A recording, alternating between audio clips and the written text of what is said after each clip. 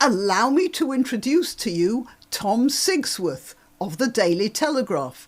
And he's standing outside a pig farm? A stables? Somebody's big lawn? No?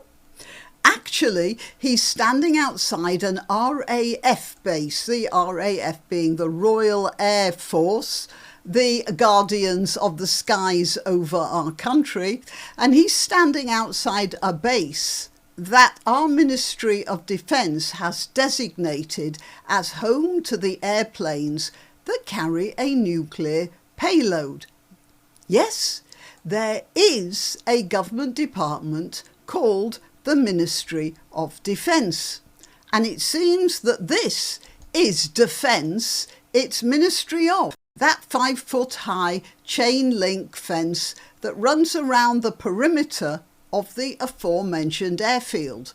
I will remind you, the airfield where the F-35s live, as I said, the ones that will be carrying the British nuclear payload. According to the Daily Telegraph, all of these airfields are much of a muchness, fence-wise, as can be seen very easily on publicly available mapping programs such as Street View, and here on other pictures. I shall scroll down. Here's a defence. Here's another fence. Well, at least it says danger there. Although the danger is more to our country than anything else. Just look at that. I could climb that. And then there's this one. And this, well, it says danger too. Active airfield, keep off. What more could we say? Anything else? Yeah, this one might not cause too much trouble getting through. There is one single strand of barbed wire there. And there's one of those things that go up and down, whatever it's called, a raising barrier. A failure of leadership. That's a nice way of putting it, isn't it? Anyway, back to Mr. Sigsworth. I'm Granniopteryx. Please like this video. Don't laugh too much that you forget to click the like. Subscribe to my channel and share. Oh, please share this. Everybody should know this one. And if you want to make a financial contribution to my channel, well, you can do that. All the links are in the description.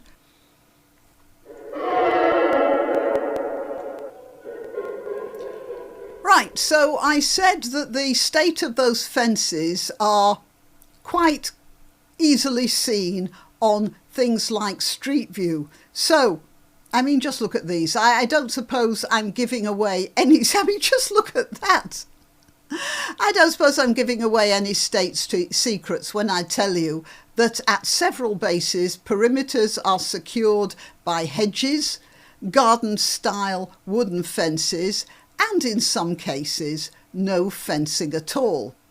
Hardly Area 51, is it?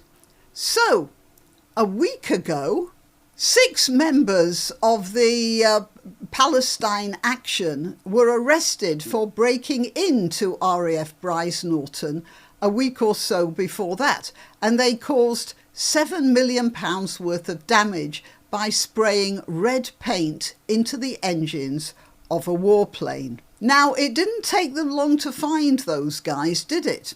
Which rather surprised me considering the behaviour of the police in other areas. In the month of June, it came to light that a couple had their car stolen. It had a tracker on it, and the owners rang the police to tell them the exact spot where the vehicle was. An easy arrest, you might think. But no, apparently this was beyond the abilities of the local cops to accomplish. So the owners went to get their car back themselves. A Jaguar E-Pace owner from the United Kingdom called the police to report that his vehicle was stolen, hoping the officers on the ground would instantly go after the thieves if they were provided with live vehicle location data. The response was surprising. Oh, not really, not surprising at all. Thieves parked the car on a street only a few streets away from his home, so he believed the police would rush to the scene and catch the criminals. The Metropolitan Police instead told the man that a patrol car would be sent to their address and would begin an investigation. The owner insisted on the location information, telling the officers he knew precisely where his car was parked. Nothing worked. So eventually, he told the cops he tried to steal back his car from the thieves. And there's another one. The couple's attempt to steal back their car was risky and the police have advised against it. In 2022, the owner of a Honda Metropolitan decided to take the matter into his own hands after the police failed to help him recover his stolen scooter. He went to the location of the stolen vehicle only to confront the thieves and end up with a broken nose. Yeah, well, next time that's what's going to happen, you see. People are going to start employing toughs to help them do what the police won't do. The police won't do it, but on this occasion, yeah. How come the police can't manage to arrest a car thief when they're given the precise address, while it took them but a couple of days to apprehend a group of freelance painters who went out masked and then disappeared into the night? Can it be that the police had been told to get their knees out from under their donut-strewn desks and actually do some work? We might apply that metric also to the people running our military airfields, because those airfields are our national security. They're our protection. Perhaps a little less DEI would afford us a lot less DIE. It would certainly save us some money. £7 million worth of damage to that plane. I'll bet a higher fence and maybe a couple of cameras or an electric circuit would have cost quite a bit less than that. But back to the Palestine action, buccaneers. As I've said in a previous video, I reckon they're a bunch of gullible idiots, but I don't reckon they're actually terrorists, although they might be getting pretty close to that. But there are many, too many laws for the punishment of vandals and trespassers. And they could have been arrested under those laws. They didn't have to be classified as terrorists. Meanwhile, we might also consider they could be doing some good, because let's face it, they've done the country a seriously important service.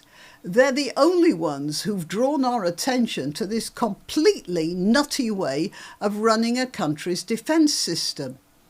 Marc Francois, I suppose that's how he pronounces his name, MP, he's the Conservative Shadow Defence Minister, said there were serious revelations. No shit, Sherlock. And he said we needed rapid improvements. OK, how old would you reckon that fence is? More than 2 years? That's when the Conservatives were in government, wasn't it? Of course, they haven't been completely ignoring security. Look at this. I wonder if I can get that bigger. Yes, here we are. It says here, danger, doesn't it? And then it says, active airfield. Wow, so if you're a Russian spy, you'll know you've arrived at the right address. And you'll be able to sneak in and do what you... Oh, no, look at the bottom. It says here, keep off. Ah, shucks. They won't be able to get in after all. Good idea. That'll sort it. Till next time. You can help my channel by subscribing and clicking the notification bell. That's quite important. And by sharing if you're so inclined. Links to my other channels and to donation methods are in the description. But the best way you can help is simply by clicking like and notify. Thank you.